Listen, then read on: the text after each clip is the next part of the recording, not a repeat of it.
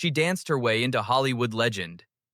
But behind the dazzling smile and glittering gowns, Ginger Rogers was keeping secrets, dark ones. From bitter rivalries to failed marriages, spiritual awakenings to scandalous confessions, her life off-screen was anything but graceful. And when she finally spoke out, she called one of Hollywood's most beloved icons a poisonous snake. So what was Ginger Rogers really hiding all those years? And who was she pointing the finger at? This is the side of Ginger you were never meant to see. In the 1930s, Ginger Rogers was America's sweetheart, the golden girl gliding effortlessly across the silver screen, one tap step behind Fred Astaire. To the public, she was elegance, charm, and perfection incarnate. But that was all part of the illusion. Behind the scenes, Ginger was working twice as hard for half the credit. While Astaire was hailed as a genius, Ginger was often treated as the pretty prop even though she matched his every move in heels, backward. She once said, "I did everything Fred did, but backwards and in high heels." It sounded like a joke, but it was actually a cry for recognition masked as wit. By the time she was 25, Ginger had starred in over 20 films. But she didn't control her image, the studio did. They marketed her as sweet and spunky, but not threatening, not too smart, not too powerful, and certainly not difficult. She was playing the role of Ginger Rogers off-screen, too smiling, dancing, obeying, until she started to rebel. That's when cracks in the illusion began to show, and the studio system did not take kindly to women who spoke up. "She's not an actress, she's a movie star." That's how Katharine Hepburn dismissed Ginger Rogers with a single flick of her famously sharp tongue. And that line, it stuck. It wasn't just shade. It was a bullet fired during a time when Ginger was clawing for respect in a system that didn't take movie stars seriously unless they were men. Hepburn and Rogers were Hollywood opposites. Katharine was patrician, Ivy League, and unapologetically brainy, the kind of woman who wore trousers and didn't care what men thought.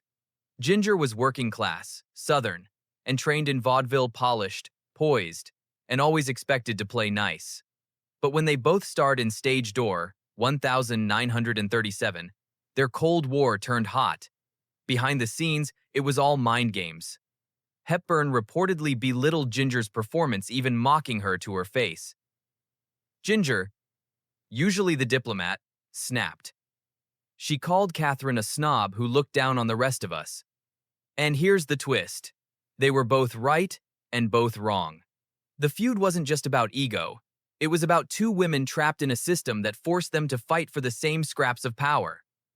There was only room for one serious woman on screen. So the industry pit them against each other and watched the sparks fly. But Ginger? She wasn't done fighting, and her next move would shock everyone, even Hepburn. Ginger Rogers was a vision on screen, confident, sparkling, unstoppable. But off-screen? Her love life was a carousel of heartbreak, always spinning, never landing. 5 husbands. A series of dazzling weddings, each with headlines, diamonds, and promises that crumbled under the weight of fame, ambition, and Ginger's relentless drive. Her first marriage was at just 17 to a fellow dancer. It lasted barely a year. The next? A Broadway actor who couldn't handle her rising star. Then a screenwriter. A producer. A French actor. Each time, Ginger gave it her all. Each time, it ended the same way, alone. She wanted partnership. What she got were men who either tried to control her or couldn't keep up.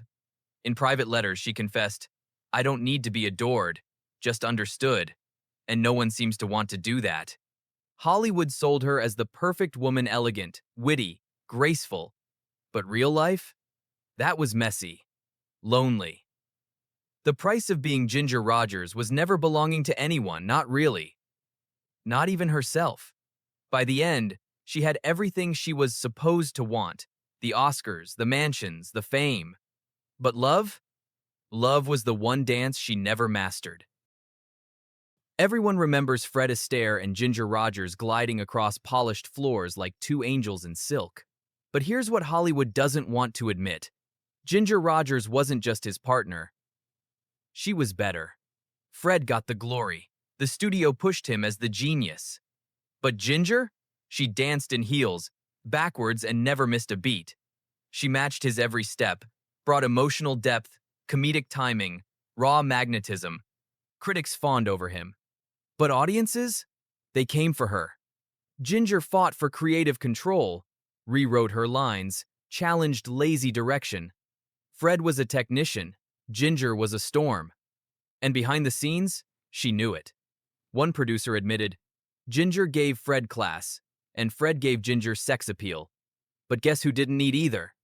When Ginger won the Oscar for Kitty Foyle, Fred didn't even call. He couldn't handle it.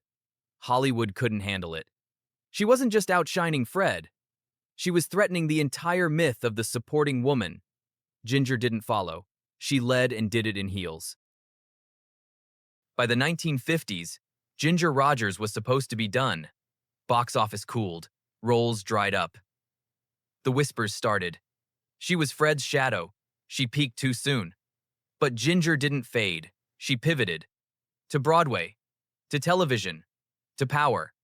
In 1965, she took over the lead in Hello, Dolly, and crushed it. Audiences lined up for miles. Critics begged for interviews. She wasn't just back. She was reinvented.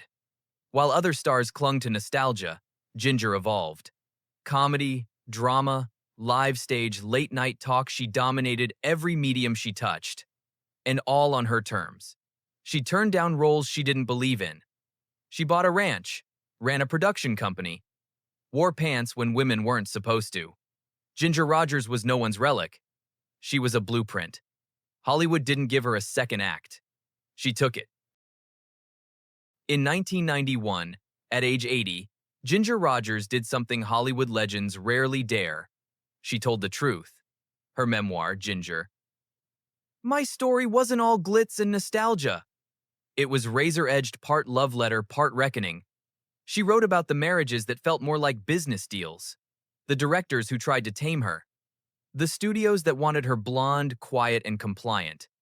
And then came the bombshells. She never saw herself as Fred Astaire's partner. She saw herself as his equal, and she was tired of pretending otherwise. I did everything he did, but backwards and in heels, wasn't just a cute quote. It was a war cry.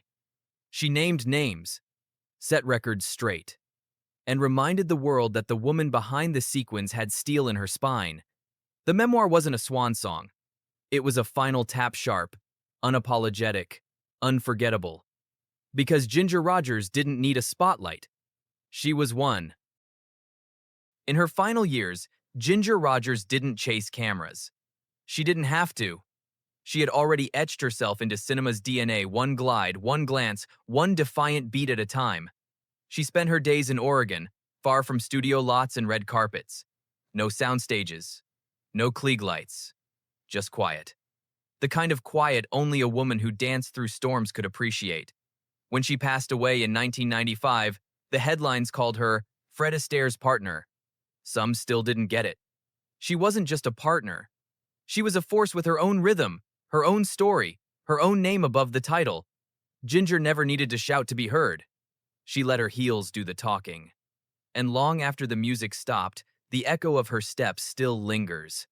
Graceful, unyielding, unforgettable. Ginger Rogers wasn't built for the sidelines. She didn't just dance backward in high heels. She moved forward on her own path, carving a space in a male-dominated town without waiting for permission. Hollywood tried to tame her. Critics tried to define her. Rivals tried to outshine her. But Ginger never played by their rules. She rewrote them. She wasn't Fred's accessory. She wasn't just a pretty face or a glamorous prop. She was an artist, a fighter. A woman who demanded the spotlight and then danced circles around everyone in it. In the end, Ginger Rogers didn't just survive the golden age of Hollywood. She outlasted it. And in doing so, she proved one thing loud and clear. Legends don't follow choreography. They create it.